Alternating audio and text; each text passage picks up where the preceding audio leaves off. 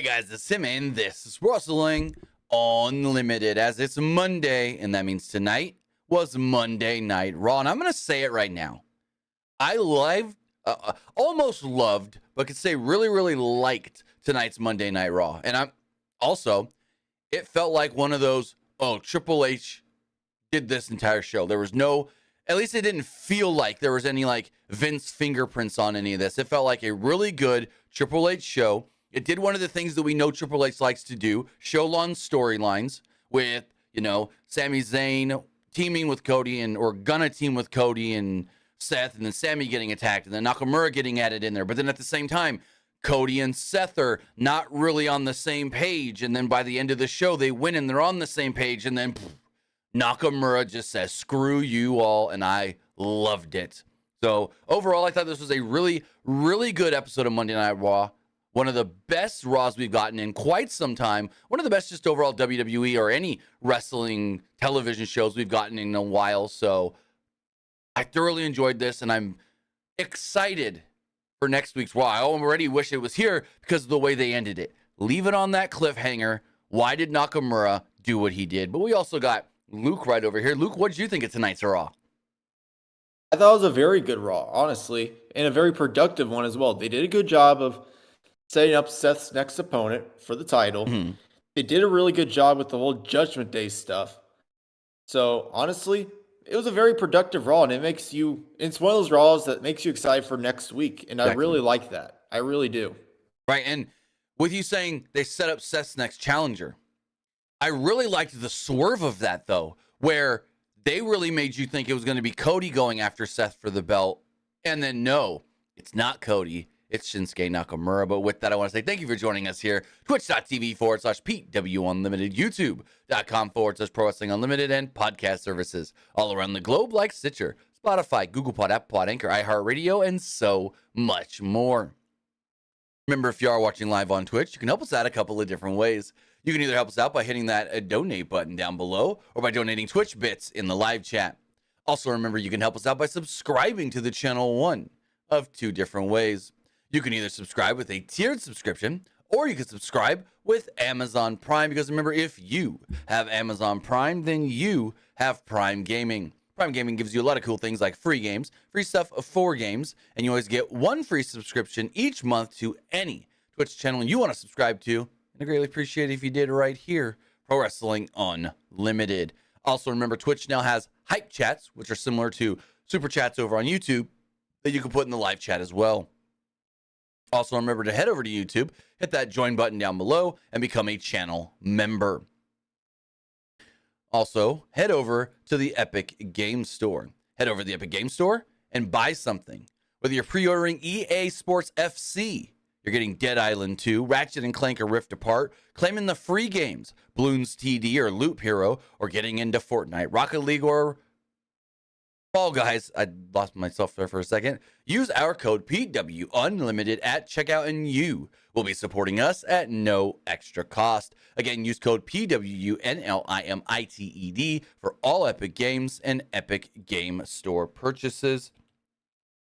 And I was going to say today that we were going to have a special stream immediately following this live stream, but unfortunately, that is not going to happen anymore. I was going to live stream WrestleQuest tonight. WrestleQuest has actually been pushed back 2 weeks due to some technical difficulties in the game. I am going to read you their statement right here, as WrestleQuest does send out the following on Twitter, stating, Megacat Studios and Skybound Games announced today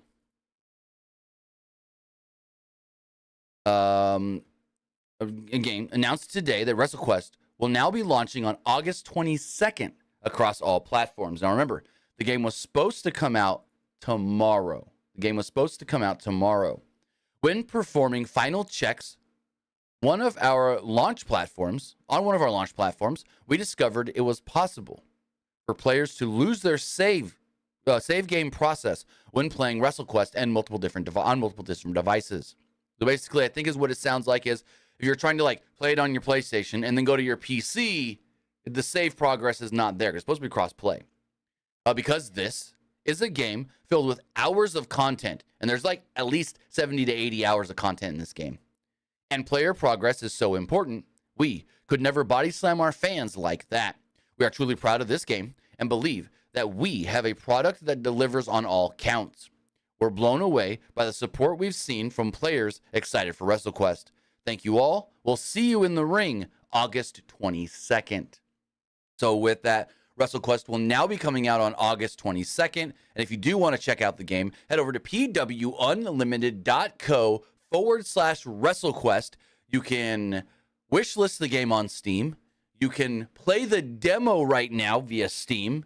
And then once the game comes out on August 22nd, you can buy the game. So again, head over to pwunlimited.co/WrestleQuest to check it out today.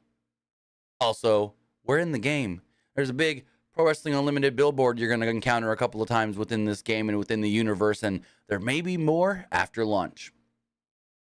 I mean, I could show you guys right now. This is super cool. I'm going to pull this video up on the screen really fast just for you guys to see. It's from the kind of funny stream that they did today, showing off the game. They interviewed James from Mega Cat Studios and Jeff Jarrett. But let me see if I can get this video to load really quickly. I think it's this video.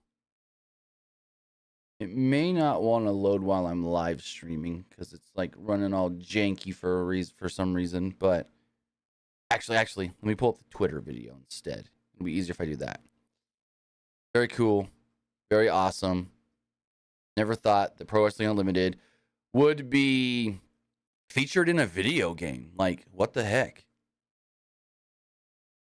Yeah, it's not loading that way. Let me in space there. Get the Take off my glasses. Nope, that's the wrong video. All right, let me try to find the Twitter video really fast. For some reason, it's not wanting to. This is weird. Oh, I see what's happening. I clicked the wrong button. Here it is. So, for getting a better understanding of pull this up how on the do we screen. really represent Pull this up on the screen really quickly. Show you guys this. This was from Kind of Funny's live stream of the game today. This is James down here being interviewed by Mike and Greg. Jeff Jarrett comes in later, but getting watch. a better understanding of hey, how do we really represent this problem? Or bingo, right here. Pro Wrestling Unlimited, represented in the game. So awesome, so cool. Again, head over to pwunlimited.co/WrestleQuest to check it out. But with that, we've got Monday Night Raw to talk about. Oop, click the wrong button. We got Monday Night Raw to talk about. And again, I loved this show. I guess I could say I loved it. I thoroughly enjoyed this show. It felt like a Triple H show that didn't have many, if any, Vince hands on it. So, yeah, really, really enjoyed it. So, new Raw commentary team, Michael Cole and Wade Barrett. And a couple little tidbits about this. Apparently, Endeavor, WWE's new owners, partners, whatever you want to call it, kind of suggested Michael Cole be the face and voice of WWE, hence why he's now on both shows, Raw and SmackDown. And so, with doing that, the other reason that they changed things up and moved Wade Barrett also over to Raw, and not just Michael Cole, they kind of find Wade Barrett and Michael Cole the A commentary team. And so if they're the A commentary team, put them on the longer show. It was also reported today that this is not to be seen as a demotion for Kevin Patrick or Corey Graves at all. But they introduce us to Monday Night Raw. We get a very long recap of SummerSlam. Then out comes the American Nightmare, Cody Rhodes. So Cody Rhodes comes out and kicks off the show and receives a big reaction. Cody spoke about Minnesota's own Brock Lesnar. Rhodes says that he had the privilege, the honor, and misery of standing across the ring from the Beast, and he survived. He couldn't have imagined what had happened next, though. He showed a picture of Lesnar shaking his hand. Rhodes said he spoke to his mother this morning, and she shared his shock over what Brock did, and then said, "Dummy, don't you know what just happened? Brock Lesnar acknowledged you." And when he said that, I go, okay, are we building back up Cody and Roman already? But that's not the case. Rhodes then felt like he's on top of the world He made sure to use that word after SummerSlam, and like he could beat anybody. And that is when out came the World Heavyweight Champion, Seth Rollins. He welcomes everybody into Monday Night Raw, and the crowd's singing his song. Rollins said that he came out a while back to address the future of the world title, and Cody came out first, but then nothing really happened there because of Brock, and now he wants to repay the favor. Rollins said that if Rhodes felt like he could beat anyone, he should put that feeling to rest. Out would then come Judgment Day minus Finn Balor. Just Damian, Rhea, and Dom. But Damian said that Rollins and Rhodes, they got to be confused. They don't make things happen here on Raw. Judgment Day does. And they're not in charge of the title and who challenges for the title and what happens with the belt. He does, being Senior Money in the Bank. Rhea Ripley said that Judgment Day runs Raw. Priest and Ripley were about to, I guess you say, show their dominance over the World Heavyweight Champion. Priest then told Rhodes that Dom wasn't done with him. And then Balor would jump Seth from behind. Judgment Day would then join in, and out would come Sami Zayn to make the save. They clear the ring, and then Cody makes the challenge. Hey, there's 3 of us, me, Seth, and Sami, and 3 of you. How about we do a 6-man tag later tonight? So, Judgment Day, I guess you could say, accept. And then Cody and Rollins kind of like argue because Rollins doesn't really want to do it. So, yeah, that starts the show-long tension between Seth and Cody. And Sami, of course, trying to settle everything down. What did you think of this opening segment here for Raw? So I will say, when I first saw Seth come out, I was like, oh no. I mean, so I will say this. Like, all the Cody and Seth matches we've seen in the past have been like fan-freaking-tastic. But I just didn't want them to have Cody fight for the World Heavyweight title because I didn't want to make it seem like a consolation prize for him. Because he still says, like, I still need to beat like Roman because that'll like finish my story. So I didn't want them to do like him versus Seth for the world title. Like, not quite yet. I don't think right now's the time for it, if that makes sense. No, that makes loads of sense. And honestly, if they were to do Cody versus Seth, Seth would have to beat Cody because Cody can't win that world title. What I thought they could have done was Cody challenges Seth, Cody loses for a world title, and then Cody really goes on the charge of, all right, I need to really prove myself and not just have a feud with one guy, but beat a bunch of people to prove why he needs to be a world champion. That he needs to not prove it to just the fans, but himself after losing 2 world title matches in 1 year. So I thought that could have been a good story there. Cody loses 2 world title matches and then has to go on the redemption story. But as of right now, they're going Nakamura instead, and I'm all for it. You know, it would be cool, though, if they did like a triple threat instead. So you can still give like Cody something to do. And then he wouldn't have to take the pin for this one. Like, Nakamura can still take the pin. You can still make Cody look strong in this. I get that, but I think they're going to go Cody and one of the members of Judgment Day, whether that's Finn or Dom. Maybe not Dom because we already saw the Dom match, but Finn versus Priest maybe, or not Finn and Priest, Cody and Priest, or Cody and Finn. I would probably go Cody and Priest because we've seen him versus Finn a bunch of times before, like WrestleMania time last year. What if somehow Cody gets Damian to put his briefcase on the line and Finn screws him out of the briefcase? Then Cody's now the new Mr. Money in the Bank, and then he goes and challenges Roman. Like Survivor Series or something. That would be very interesting. Because that would be what? The second time in 3 years that they took the briefcase off of the winner?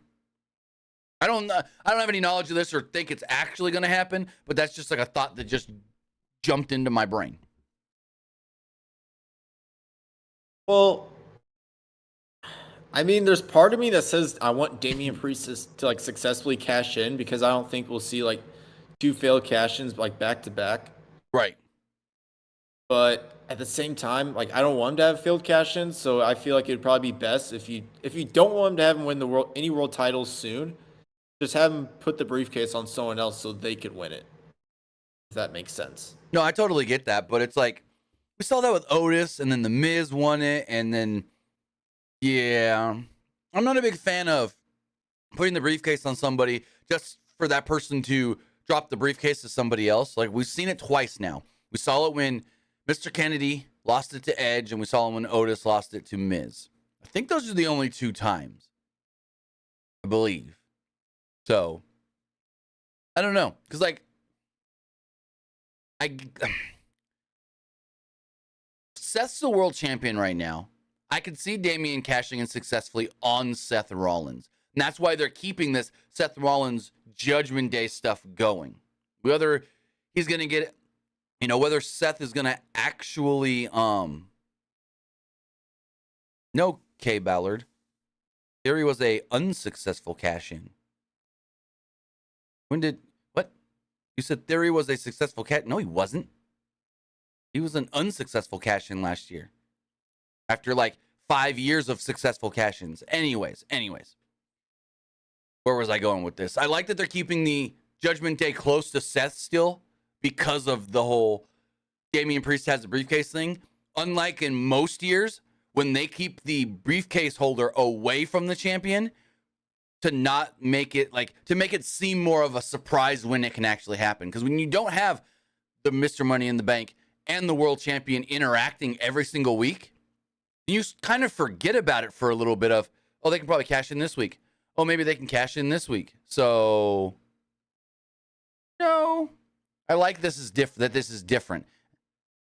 He said, yes, U.S. title. What are you talking about? He cashed in on the U.S. champion? No, he didn't. Well, he cashed in, I think, against Seth, but then he lost the match, but then later won the U.S. title at Survivor Series. Yeah. So it was not a successful cash in. Hold on. Money in the Bank 2022. Cash in. Yeah, right here from WWE's YouTube. Austin Theory fails his Money in the Bank cash in on Seth Rollins. Failed. Then, that's what I thought. Then a month later at Survivor Series, he won the belt. So, Okay, K Ballard, if you're gonna keep talking false news, I'm gonna time you out in the chat. Now he's saying Theory nailed Lashley. I don't care what he did with the briefcase and who he hit. He failed his goddamn cash in. You know who didn't fail today? Was Master Gable. Earlier in the day, Ricochet was complaining to Adam Pearce about the way his match ended at SummerSlam with Logan Paul using brass knucks. Adam Pearce, for some reason, apologized to Ricochet for the way the match ended, but said, hey, there's nothing I can do about it. The decision stands. The referee's call is final. In would then come Matt Riddle, Chad Gable, and Tommaso Ciampa. He then said, all 4 of you have been impressive. Where I'm like, when has Riddle really been impressive recently? He's been losing. He's been winning, but he's also been losing. Anyways, he said the 4 of you are about to get an opportunity. 4 of you will face off with the winner becoming the next challenger to Gunther and the Intercontinental Championship. They each stated why they think they should win. Gable then did his shush and said that he will win because we're in his neck of the woods where he was born and grew up. And that match was next. It went 10 minutes. And this was a great opening match for the show. Super fun. Just fan-frickin-tastic. I loved this match. The crowd chanted for Gable throughout most of this match. They really wanted Chad Gable to win. And after about a minute in and the crowd chanting for Gable, Gable just goes, thank you. Gable and Riddle applied ankle locks on Ricochet and Ciampa, respectively, until they each escaped the ring. This led to an exchange between Gable and Riddle, but Ciampa clonked their heads together. Ricochet then hit Ciampa with a lion salt for a 2. The 4 men then exchanged moves, and they showed a slow motion replay of Ciampa giving Gable a reverse DDT because Gable's head bounced right off the mat. They wanted to show how aggressive that move was. There was then a big Tower of Doom spot. That led to Gable bringing down the 3 other men with a basically triple German suplex. Ricochet took a particularly big-ass bump off of this. The crowd popped for this one as we see Gunther watching on backstage. Gable put Ciampa in an ankle lock at one point, but Riddle nailed him with a knee strike and a powerbomb, but Ricochet broke up the cover. Riddle suplexed Ricochet before giving Ciampa a superplex. Ricochet and Gable tried some moves off the top, but both Ciampa and Riddle got their knees up, leading to cradles for a 2. Riddle then wiped out Gable with a springboard dive before Ciampa gave Riddle a draping DDT. Gable then was knocked down again, but this time by a Ricochet dive before Ciampa hit Ricochet with a knee strike and a Project Ciampa for a 2. Riddle then gave Ciampa a Bro Derek, but Gable broke up the cover with a diving headbutt. Gable then went for a Chaos Theory on Riddle, but Ricochet brought Riddle down with a recoil instead. Gable then tried the Chaos Theory on Ricochet, but Ciampa brought Ricochet down with a leg drop. Gable then gave Ciampa a Chaos Theory for the pinfall victory, and they show this replay like 3 or 4 times because the way Gable just grabs, what's the word I'm looking for? Grabs Ciampa and just slowly works him over for the Chaos Theory German suplex. Like, holy crap. They're like, look at the strength of this man. So, Gable wins. Gable is now the next challenger for Gunther in the Intercontinental Championship, and this match is going to be so good. Like, we saw their match last week. Now with the title on the line, these guys are going to try even harder probably. We don't know when the match is happening, but these guys are going to go all out, I can see. What did you think of the match itself? Oh yeah, this was easily like match of the night right here. Easily. And I'm honestly really glad that Chad Gable won because their first match was good, but for them to do an IC title match, this match will be like even better. Oh yeah. Because then you're gonna have both those guys like have doing better than what their original match was. Because their original match was like, can Chad Gable last longer than like 5 minutes in the ring with Gunther? Right. So it's like, and not to cut you off, but I'm saying like that match had to be done a specific way, not like just a normal match. Now that they're going in there in a title match, this match can be a normal match. They can actually do more with this match because they were, again, like you said, they were a little bit hampered with the whole 5-minute timer thing, and they had to play up to that. They can now be equals, basically. oh yeah, absolutely. So after the match, I mean, going into go the for match, I kind of thought maybe like Champ would win for some reason. I don't know why, but I'm honestly really okay with Chad Gable winning. I felt it should be Gable, but there was something in me for some reason that was like, oh, they're gonna go Ricochet because they gave Ricochet that spotlight before they announced the match kind of deal with Adam Pearce and whatnot. But nope, they did the right call. Chad Gable. After the match, Gable then grabs his young son from the front row and celebrates with him around ringside. All great, all cool, all fun. There was a recap of Rhodes beating Brock Lesnar in the aftermath at SummerSlam. Cole said that Lesnar has never shown that sort of respect to one of his opponents in any of his fights. And like I said on Saturday during the SummerSlam review, Triple H did make note during the press conference that that was all Brock. That was not a scheduled thing. That was not pre-planned out or anything. That was all Brock just going to business on his own and doing the thing with Cody afterwards with the shaking the hand, raising the arm, and hugging him. So, yeah, kudos to Brock. Cody did something that made Brock really want to do that. And do you feel like this might be Brock? That might have been Brock's like last match. I don't think so. But No, I don't think so either. There was a rumor going around over the weekend that Brock was advertised for Fastlane in 2 months, but Brock is not advertised for Fastlane, so I don't know. Because everyone was saying, oh, did Brock retire when he took his gloves off and left him in the ring? I don't think so. They would have made a bigger deal about that if he did. I mean, they definitely made it seem like he was going to retire, though. Yeah, but we've thought that a couple times now about Brock, and he doesn't. But they're like, oh, Brock's contract's done. Oh, Brock's probably done. And then he comes right back. Give him a couple months. He'll probably be back. I would say he might be back maybe around like Royal Rumble time. That's what I was thinking. Maybe he takes a 6-month break or whatever. 5-month break. I mean, I know he's said in an interview before he always needs like a break to like recuperate and stuff. Well, yeah. He's 40, what years old? 45, 46?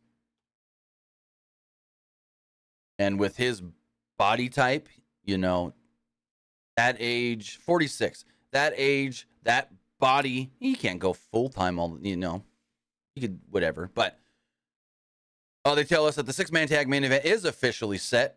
And then Rollins confronted Rhodes in the back as he was speaking with Sammy.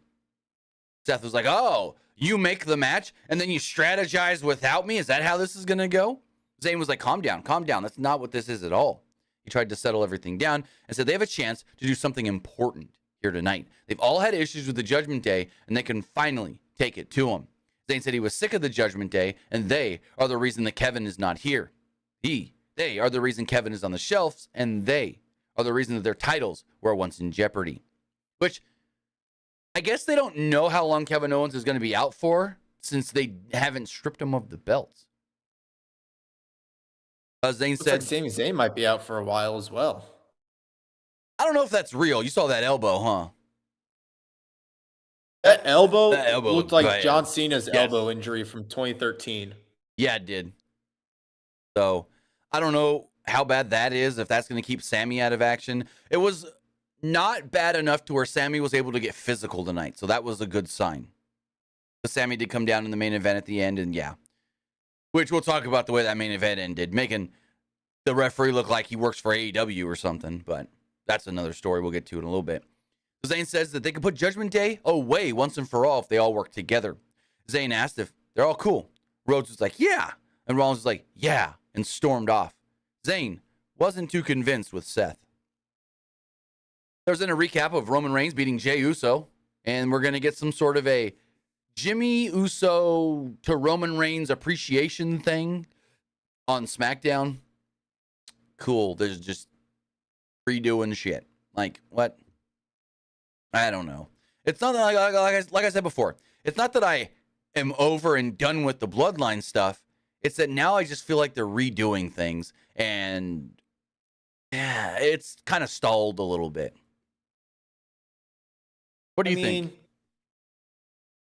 Yeah, I mean, I feel a little bit the same way, but at the same time, it's like, they've done some of this stuff in the past with the bloodline, and it worked, so they're probably just doing it again to see what fans think. So Right. And the whole thing with like Jimmy turning on Jay, I'm all for it. Really, I really am, because I knew Jay wasn't gonna win. Oh yeah. At SummerSlam. Oh yeah. So now it's like, okay, if Jay loses and Jimmy's still with Jay, now it's like, now what do you do with the Usos? And they basically go for it. Like, you already took Jay out of the bloodline, and Jimmy looked like he was out of the bloodline as well. So now it's like, all right, now what do you do with them for that long period of time? Well, they told us all this was coming when they did the whole segment of Jimmy was jealous of Jay, and Jimmy thought that Jay was trying to put him behind him and do things without him and this and that. Like, they did that whole story already. They told us Jimmy was going to turn on Jay, but we never believed it. We see Miz walking around backstage. He's tried to go to a photo shoot, but nope, they're taking pictures of LA Knight instead. Miz got pissed off and stormed away. So then we had a really good 12-minute match, Shinsuke Nakamura and Bronson Reed. Early on, Nakamura was on offense, but Reed ran him over, hit an elbow drop, and knocked him out of the ring, which led to our first commercial break of the evening, which is very weird. They didn't tell us that the first hour was going to be commercial-free, but the first 55 minutes of this show was actually commercial-free. Or unless I missed something and didn't notice a commercial, but yeah, first almost hour was commercial-free, basically. Well, I'm pretty sure Michael Cole said at the beginning of the show, the first hour of Raw will be commercial-free. Okay, well, I didn't notice that at all. I didn't hear it. He definitely said it at some point in the show. Okay, gotcha. Yeah, the first hour of Raw will be commercial-free. I feel like they do this a lot after Manias and SummerSlams on the USA Network. I feel like they did it last year too, right after SummerSlam. They've done it periodically throughout the year, but anyways. We come back from the break, and the crowd is a little quiet, but Nakamura's comeback does get them back into it. Reed cut him off with the power slam and a running sit-out powerbomb for a near fall. Reed cut him off yet again moments later with a Death Valley driver for a 2. Nakamura tried to kick, tried a kick, but Reed dropped him with a clothesline. Reed then went for a tsunami, but Nakamura moved and hit a Kinshasa to the back of the head and another to the face for a pinfall victory. This was a really fun match. I really enjoyed it. These two have worked together in the past, and they work really well together, so I knew this was going to be at least a good match, but it was better than I expected. Crowd was excited afterwards to see Nakamura win, and yeah, overall, great. What'd you think? Match was really good, and I feel like Nakamura winning was the right decision. Mm-hmm. Basically, for like what we learned. Oh, yeah. Later on in the show, which we'll get there when it gets there. But yeah, I thought Nakamura winning was definitely the right decision. So, medical staff told Adam Pearce, Raquel Rodriguez is still injured and not cleared to compete. She cannot fight Rhea Ripley. Then, okay, have I missed something? Why were Candice and Indy there? Just for moral support? Yeah, I thought that was a little weird too. Because like we haven't seen them in weeks. Weeks. Last time we saw them, they were backstage with Johnny and Dexter. And all of a sudden they're here with Raquel because I guess Liv's gone out with an injury. And then like they play into the stuff later on too, that just kind of didn't make a lot of sense. But yeah, Candice and Indy tried consoling Raquel Rodriguez. And they were just like, yeah, don't risk it. Don't do anything that's going to get yourself even more hurt. Wait till you're 100%. So I don't know where that's weird to. I just think it's weird that they're having like Indy and Candice backstage, and we still don't have Johnny. Well, Johnny, I don't know if he was there tonight, but he's been working house shows. He fought Omos like 2 weeks ago at a house show. Let me see. I mean, I know that, but it's like you haven't worked house shows. Why not just bring him on television? Yeah, I get it. Let's see. No, that weekend he fought Omos, which was 2 weekends ago, was the last stuff he did. So unless they're waiting for like something to like bring him back on television, but maybe. Too bad they're not on SmackDown. Because what I would have liked to see is like Ciampa's in a match and then gets attacked by this new Street Profit heel group, and then Johnny's got to come back to help Ciampa against heel Street Profits. That would be really cool. And then we get DIY versus Street Profits. Oh, that would be amazing. And then maybe we can have like Dexter as like your big guy trying to like size up to Bobby. Right? Oh, that'd be fun as hell. Please, I don't know why the Way isn't on SmackDown, really. They would be like a much better fit on SmackDown. Yeah, but Ciampa himself fits on Raw really well, though, I feel. Because you have the more aggressive wrestlers on Raw, and Ciampa is one of the more aggressive wrestlers, so. I mean, so is Johnny. Johnny has also been aggressive as well. We go to the back, and Maxine's on the phone. I don't know who she's talking to. She's talking about something about bringing the ice. And she gets interrupted by Ludwig Kaiser. Kaiser congratulated her on Gable's win and said Gunther was looking forward to wiping the ring with his body. Dupree then told him, get out of my locker room. What are you doing here? Kaiser said he's had his eyes on her for a while and talked about how perfect he would be for her, but said that she hung around with big, disgusting freaks. She then slaps him. He turns his head. Camera moves over. He turns his head back to look at Maxine, and boom, it's Otis there instead. Otis then challenges him to a match. He says, let's go.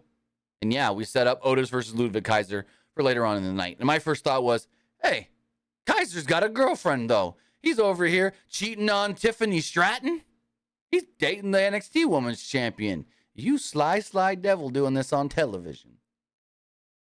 Wait, he's dating Tiffany Stratton? Yes, Ludwig Kaiser and Tiffany Stratton are dating in real life. Huh. Yeah, most people don't know. I would say. Most people don't know that, hence why you can do stuff like this on television. It doesn't really matter. I was trying to make a joke, but it's whatever. Otis versus I've never Kaiser seen any later. pictures of them on Instagram, though. Oh, I'll show you right now. Unless I missed something. Ludwig Kaiser, Tiffany Stratton. Bingo, bango, bongo. Pull this up right here. That's not what I wanted. There we go. Now it opened correctly. This is one of the only pictures I've seen of them together. There's another one of them in like a gym, but it doesn't look like a date, like people that are dating. It's just like two coworkers working out in a gym. But this is one of the first photos. This is a while ago. They posted this a couple months ago. But yeah, they're dating. And she's even talked about it on her TikTok too, that they're dating. There's like, she said his real name. She goes, oh, you guys know him as Ludwig though. She was doing I know she made a TikTok where she said like her and her boyfriend like both work in WWE, but I never really realized who it was. Yeah, because she did a TikTok I saw recently of like how she gets ready on a Tuesday before she heads to the PC for an NXT taping. And then she talked about him on there saying that he's helped her a lot in learning and stuff throughout her short career. Because here's the actual full photo real fast before I pulled it up really fast. Here's the full photo. That one was, it's kind of blurry because it's small, but this is the full photo. It's them on a double date with Gunther and Ginny, the new happily married couple. So pull that up right here. Boom. Gunther, Ginny, Tiffany, Ludwig, double dating. But regardless, good for them. Good for them. As we move forward, we had a Becky Lynch promo. I don't know what this was supposed to be. Hyping up for Trish match next week that I don't care about. Because why do we need this again? They already fought once.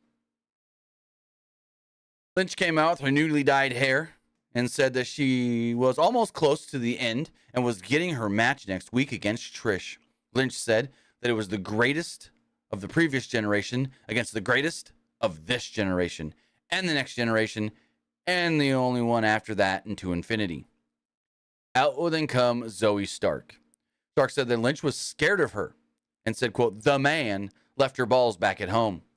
Lynch asked her what the heck she was doing.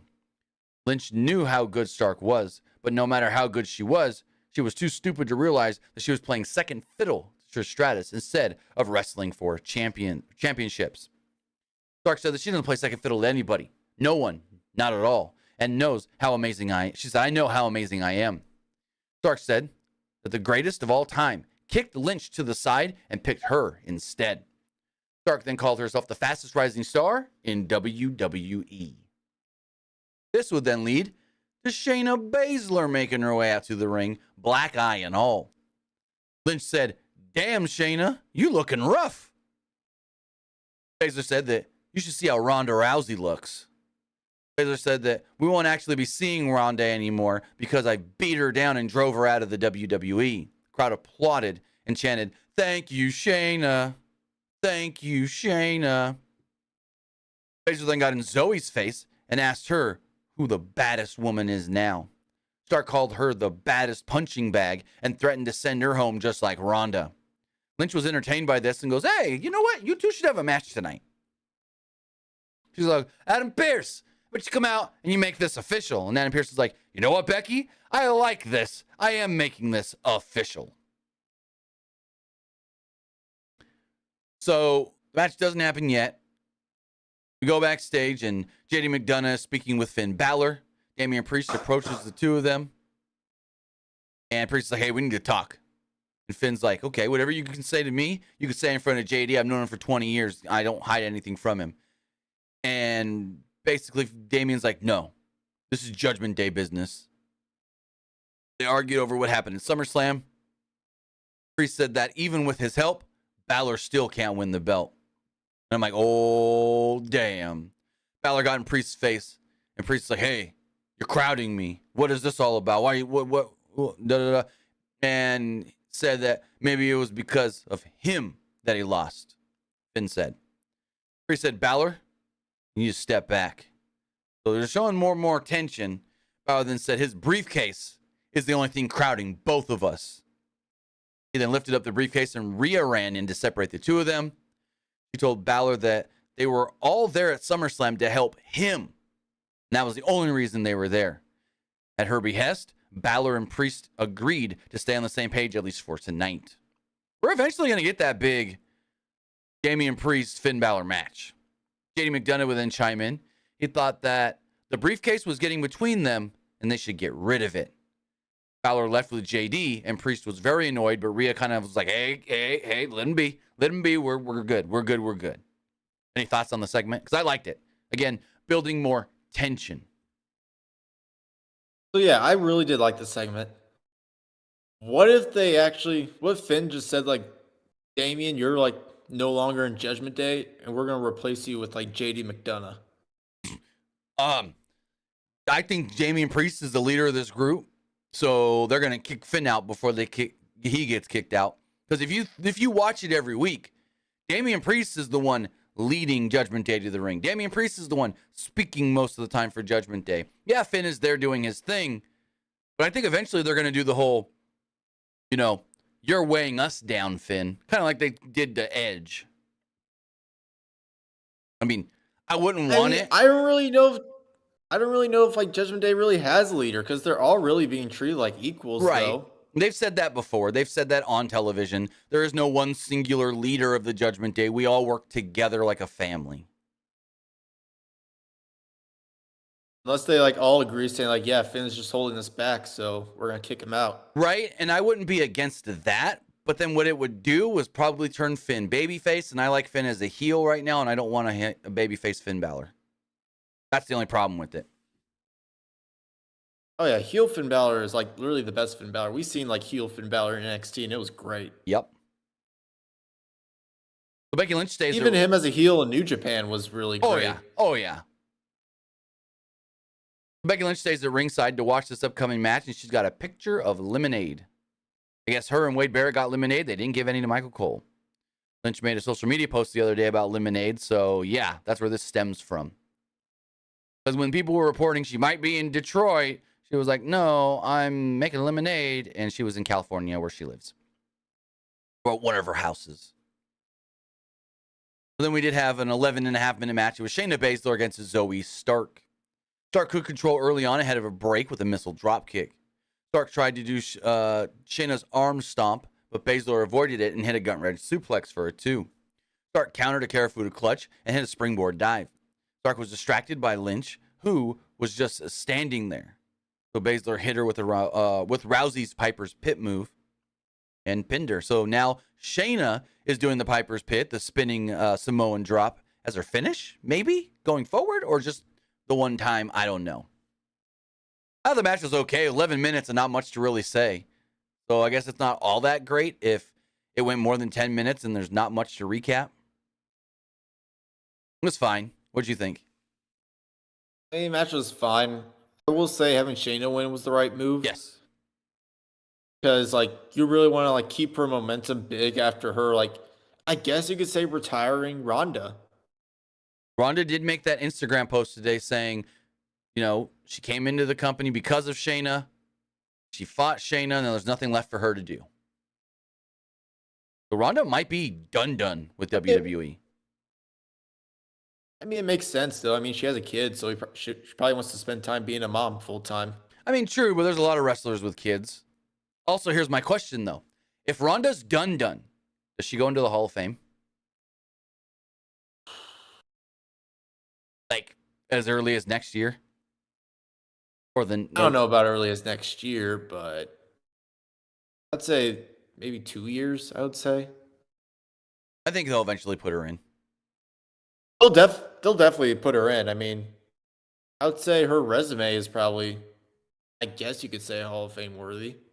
Steve Vicious says, is Ronda going back to the UFC? Oh, hell no. Oh, hell no. Oh, no. Not in the least bit.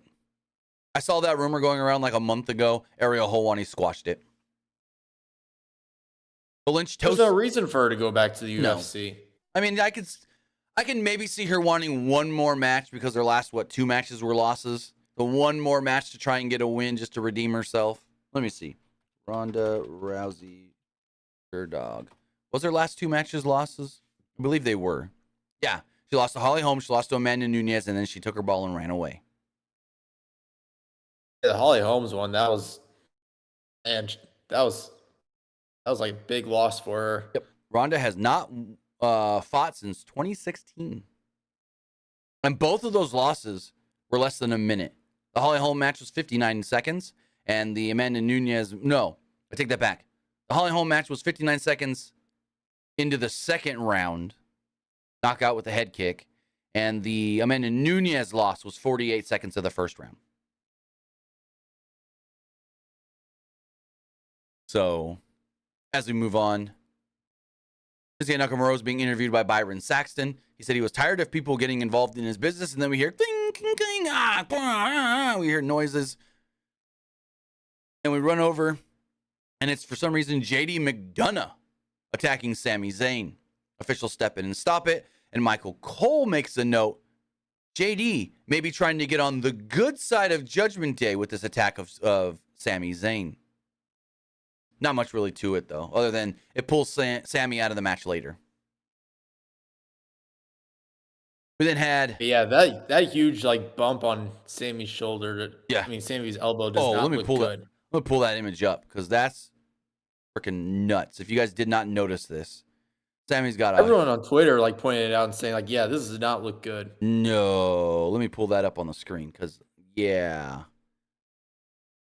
look at that elbow. Like, I'm gonna pull this up here. Boom, boom, boom. This, like, what is up with the elbow? It's like the Cena elbow from however many years ago when his elbow was like all messed up. 2013. Yeah, because I think what happens here when you get an elbow injury like this, it's fluid builds up in the elbows, and it grows like a little sack or whatever, and you got to get it drained out and whatnot, I believe. Correct me in the chat if I'm wrong on that, but that's what I think it is. You got to get your elbow drained. I don't think that's what happened to Cena, though. I'm pretty sure Cena tore something in his elbow. Maybe. I don't know exactly, but I know that's what I've heard before. When you have a big lump on your elbow, it could be like a sac grew that needed to be drained or something like that. I could be wrong.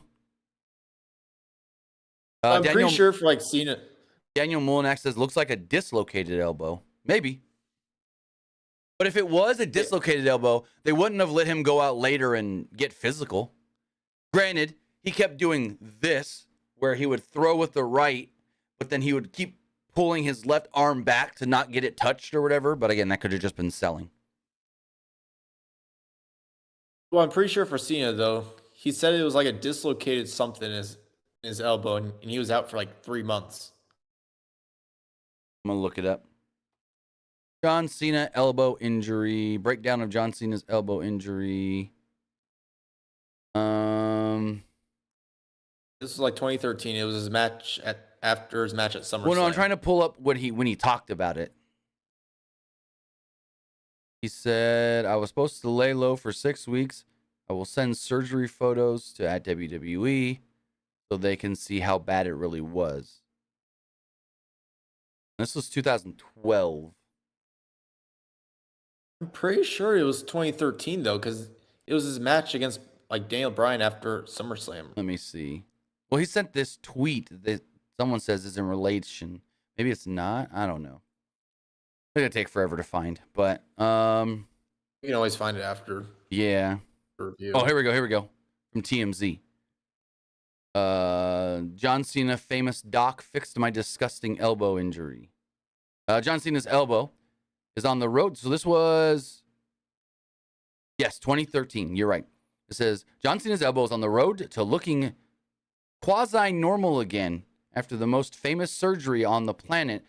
Famous surgeon on the planet operated on the limb he destroyed during a live wrestling event a few weeks ago. Cena injured his left arm during a match at a live event in July. Showed off the gnarly-looking injury on an episode of Monday Night Raw. And his elbow looks to like it's got a big baseball coming out of it. Enter in Dr. James Andrew, a living, breathing god in the sports world who works on superstars like Michael Jordan, Brett Favre, Troy Aikman, Charles Barkley, Robert Griffin III, and others. Cena went under the knife this morning and emerged with a huge bandage on his arm. They state the surgery went well. Dr. Andrews has more than done his part, and now it's time for Cena to do his. Still doesn't say exactly. Oh, turns out Cena had a massive tricep tear. that caused the elbow to blow up the way it did. That's what it was, a tricep tear. So, yep. Hopefully Sammy doesn't have a tricep tear that needs surgery as well. I believe Cena, though, it says here for his tricep tear, he was out like 4 to 6 months after surgery. Yeah. So, yeah, hopefully it's not the same for Sammy. Exactly. So going forward, we had Ludwig Kaiser versus Otis. Match went 3 minutes. Otis was too much for Kaiser early on, but ran shoulder first into the ring post. Kaiser got face-to-face with Dupree, so Otis went after him. Otis set up for the Caterpillar, but Vinci jumped on the apron. Otis suplexed Vinci from the apron into the ring. The ref was distracted at one point, trying to get Vinci out of the ring, so Gunther ran in and booted Otis in the face. Kaiser then followed this up with a running boot of his own and pinned Otis to pick up the victory. Kaiser then gave Maxine a little look afterwards, and she was not impressed. Any thoughts on this 3-minute match? I mean, it was literally just to give like Otis something to do in this whole, to like try to like beef up the Gable and Gunther like match. So yeah, it's just building up now Imperium versus Alpha Academy. Because after the match, Imperium attacks Otis after he, Imperium attacks Otis after the match, and out came Chad Gable. He makes the save. The crowd chanted for Gable as Gunther smiled confidently from ringside. Jackie Redmond caught up with Seth Rollins and Cody Rhodes in the trainer's room, or right outside the trainer's room. And she says, so what's going on with Sammy? They both tried to answer at the same time and got annoyed with one another. Rhodes then left and invited Rollins to do the interview himself. Rollins said Sammy is not cleared to wrestle, and up would walk Shinsuke Nakamura. Nakamura said, if you guys need another partner, count me in. Rollins says he has very much respect. He has a lot of respect for Nakamura. He's had the respect for years and accepts the offer. Then, we should have saw it coming here. They zoom in on Nakamura, who's got just a devil-looking smirk, like, on his face. The Miz enters the ring. He complained about LA Knight and the Battle Royal and about the lack of respect that he's been getting. He spoke about learning the hard way early in his career, about having to introduce yourself in the locker room, show respect, and shake hands. Miz said the Knight never shook hands, and the crowd yelled, yeah! Every time the Miz would say Knight's name. LA Knight would eventually interrupt, and the crowd went wild. We may have gotten a bigger reaction here than when Cody came out to open the show, other than Cody's, whoa! But just like initial pop. Knight thought that they had a good introduction in the Battle Royal, but offered a handshake to Miz anyways, and Miz said no. Miz has seen other wrestlers come into WWE and try to ride his coattails. Miz said, if you stripped away all your charisma, or if you stripped away my charisma and my hot wife, I just get you. The crowd loved him now. And he says, the crowd loves you now, and they buy your T-shirt for the last 5 months.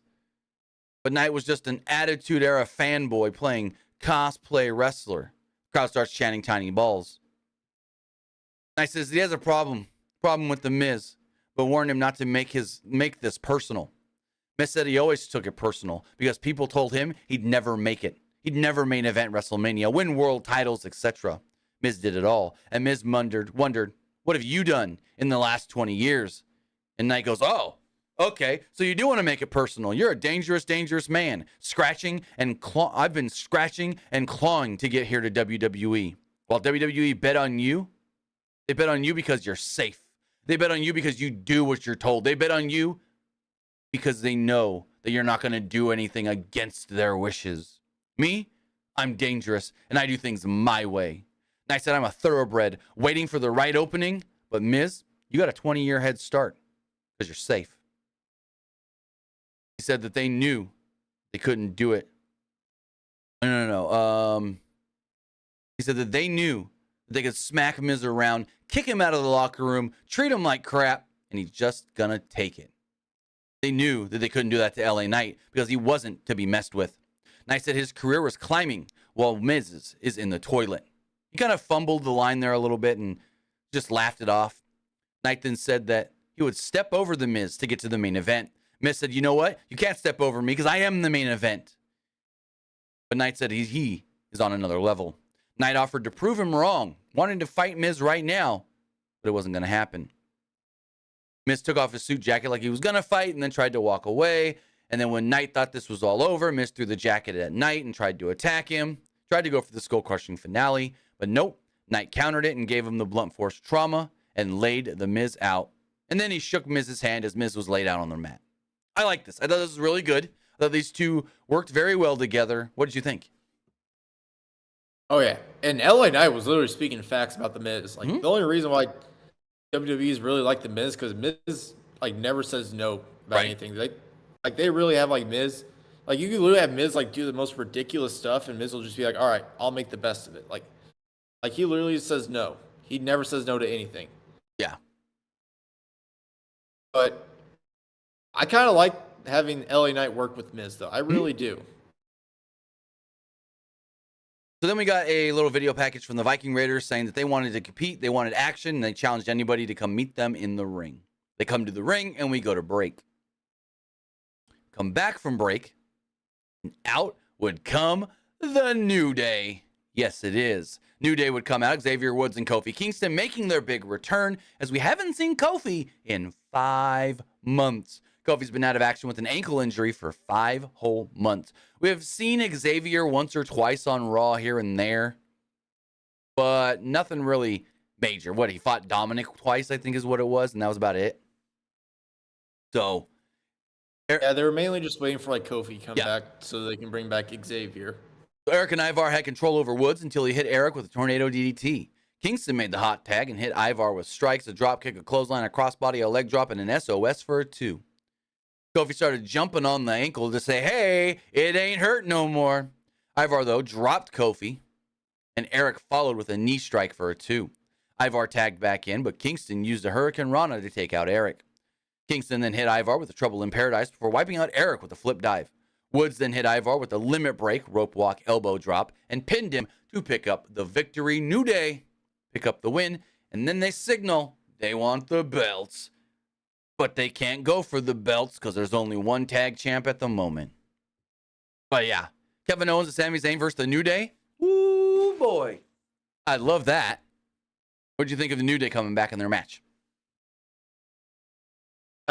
Honestly, you kind of had to have the New Day win. Because it was their first match back. I mean, it sucks for the Viking Raiders. It really does. But you had to give the win to the New Day. And honestly, we don't really know what's going to happen with the tag titles. I mean, I think they're just waiting to see like what's going to happen with Kevin and see what's wrong with like Sammy's elbow. And if Kevin's going to be out for a long time, then strip him. Then I guess they'll have to strip him. And honestly, I would do a tournament. Maybe do like some tag teams from Raw compete and someone from SmackDown, and then do like the whole match at like a premium live event. Well, yeah, no. For the tag time. That tournament would be perfect co-branded because of the fact of the tag champs can go brand to brand. Kid Vicious has a good question here. He says, any updates on Big E?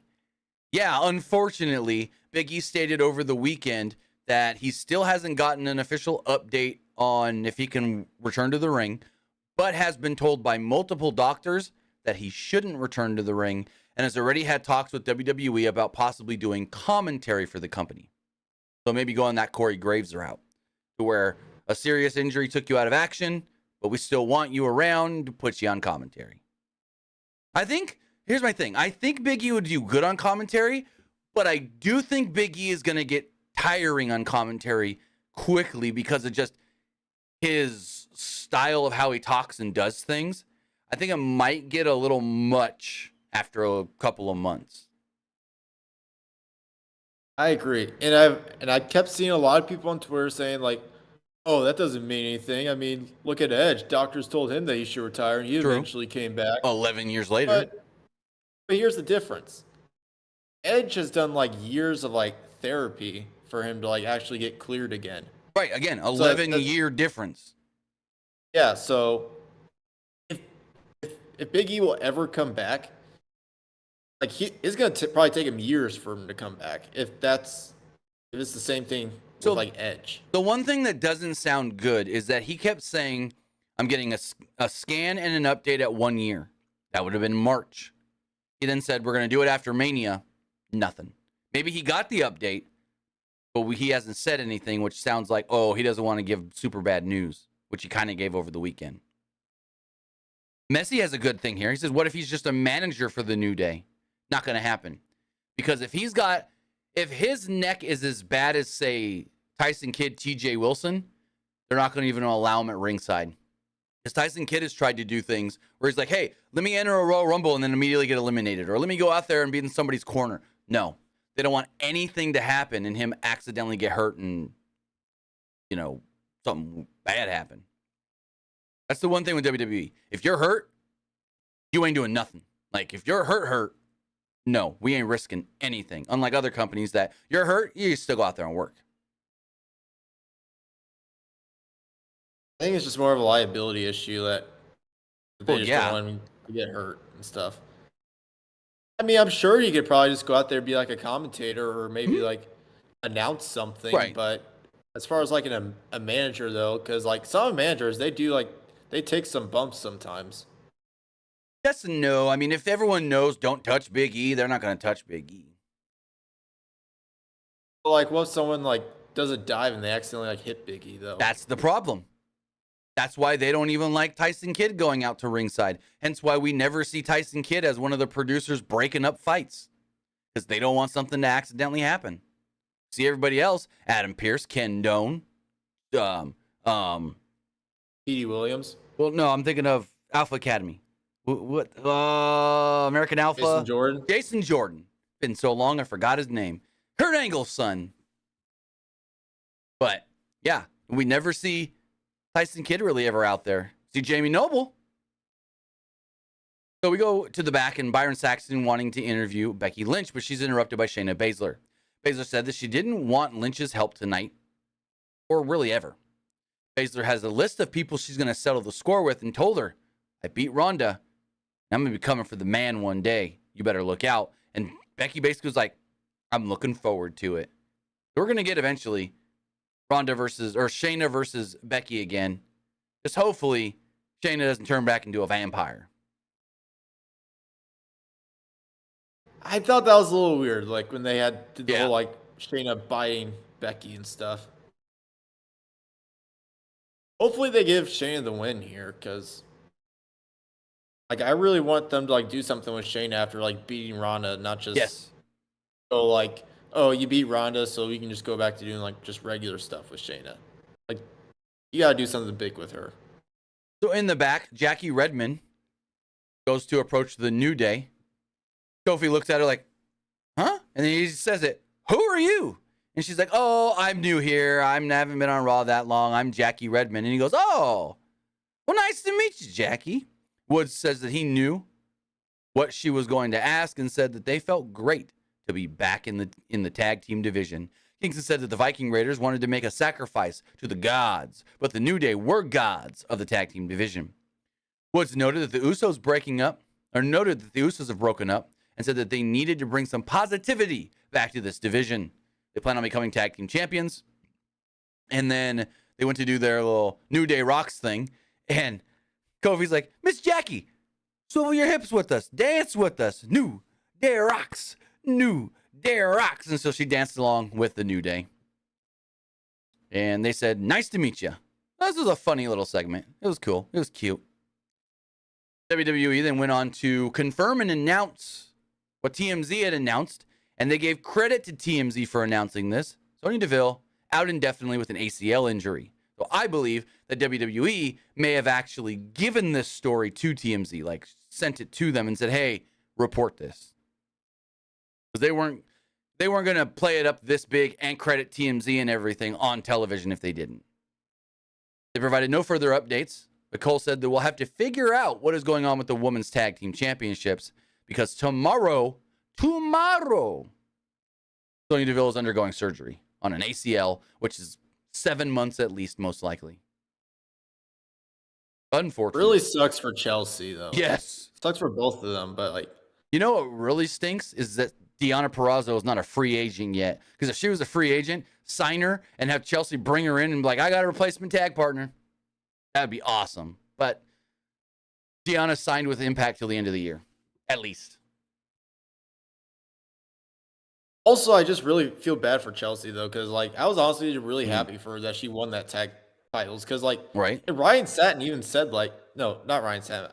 Like, Sean Ross Sapp said that, like, Chelsea, like, when she was first in WWE, like she was outside Vince's office, like, for hours trying to, like, pitch ideas.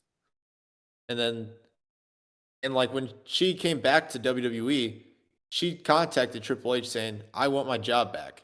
Yeah. That honestly takes guts right there. So, and I really admire her for that. Sonya Deville put out a video today on Twitter during Raw and was like, hey, so yeah, you guys all know what happened. I'm hurt. I'm undergoing surgery tomorrow. It really stinks that I've worked for 8 years to try and win a championship. And as soon as I do, well, I only got to hold it for 20 days.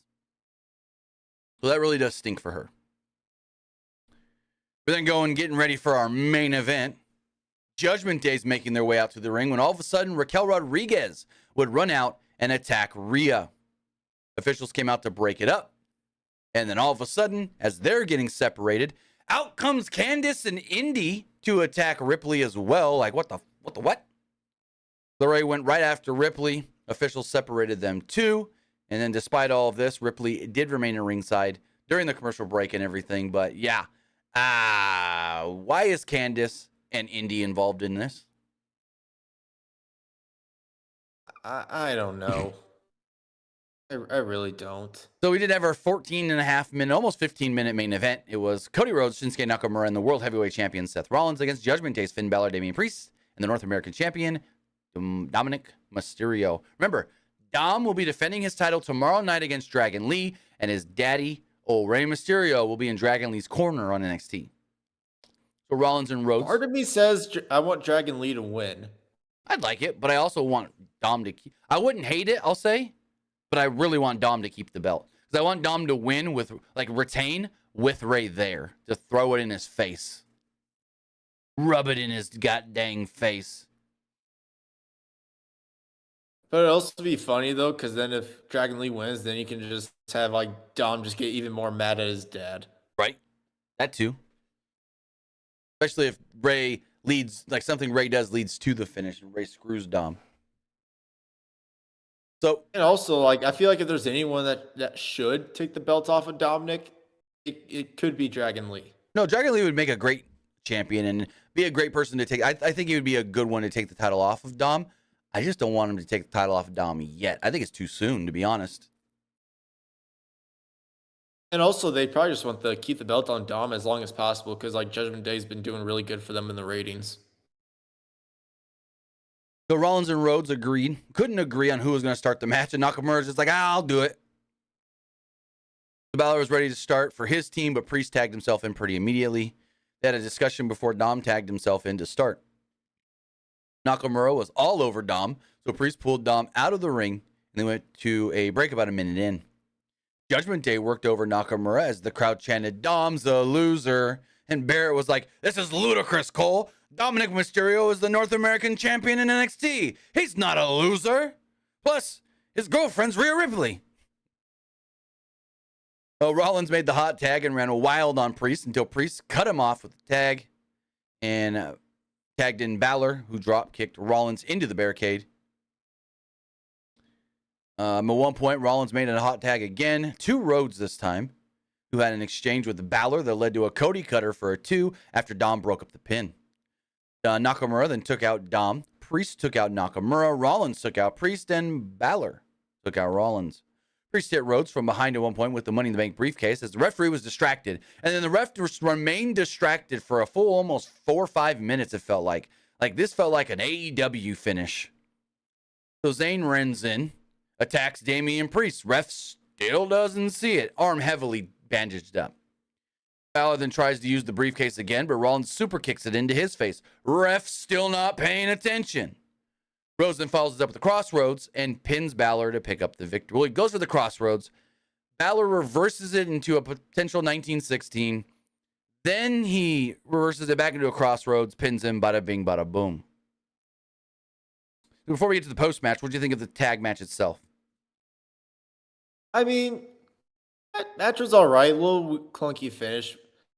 Like, how did the referee not see like the briefcase move Especially, to the side? well, not even that. The ref's on one side of the ring dealing with something and literally moves all the way to the other side of the ring and then starts looking out over towards like the commentary table, but doesn't see any of this happening. What?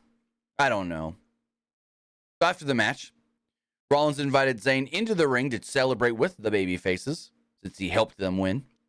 Rhodes tried to get Rollins to cheer up, and Zayn raised both of their hands as they were sort of arguing. And then finally, they shook hands, and Rollins was like, all right, we're fine. Let's celebrate. They celebrated. Rollins then gets off the middle rope, turns around, and boom! Kinshasa to the dome. Nakamura lays him out, gets out of the ring. Seth's laying there like he's dead, and Nakamura just walks off like, oh, did I do that? Okay, cool. And just keeps on going up the ramp as the show goes off the air. Sammy and Cody, totally shocked. I thought it was a great cliffhanger finish that's going to get a bunch of people to want to tune in next week. What'd you think?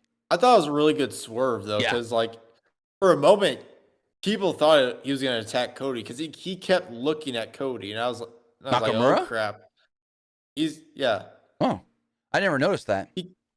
Nakamura kept looking at Cody, and I was like, oh, crap. Well, maybe He's going to attack Cody. Maybe he was looking at Cody to make sure Cody moved out of the way before he attacked Seth. I don't know. I'm just thinking too much into it now, but it looks like the next challenger for Seth Rollins in the world title is going to be Shinsuke Nakamura. I doubt they put the title on Nakamura, but I wish they would. But Nakamura beat Seth for that belt. Honestly, I really want Nakamura to be that first champion, though. What do you mean, first champion? Like that.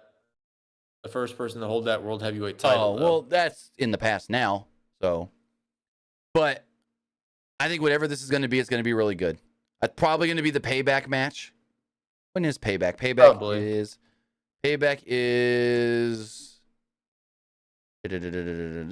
Payback is taking place on September 2nd. September 2nd. The night before All Out.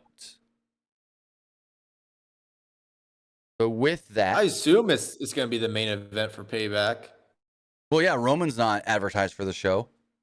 It'll probably be the main event, and we'll probably get Jimmy and Jay there as well. Unless Jimmy versus Jay will be the main event. Hope not. It should be the world title. Shinsuke and Seth should main event.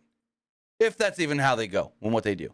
But with that, that's everything we thought of tonight's Monday Night Raw. Now it's time to hear what you guys thought of tonight's show as we refresh all the polls. So let's do that right here.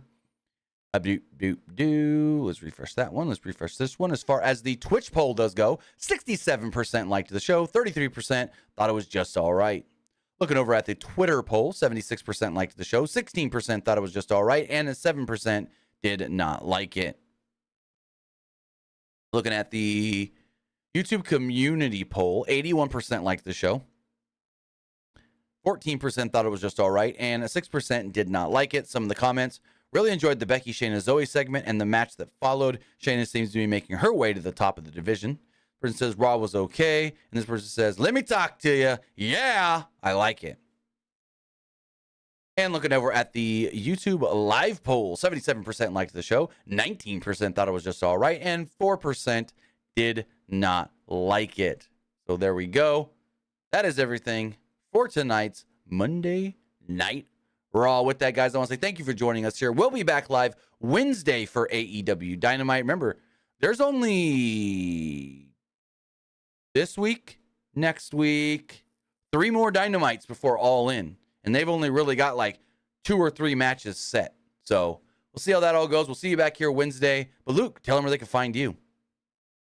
You can find me over at Twitter at Petke_21. And you can also find me over at Twitch at TheLukePetke. With that, guys, you can find us everywhere. Twitch, Twitter, YouTube, whatever. Pro Wrestling Unlimited. We'll be back Wednesday for AEW. With that, guys, have a great night. And we'll see you next time. Have a good one, guys.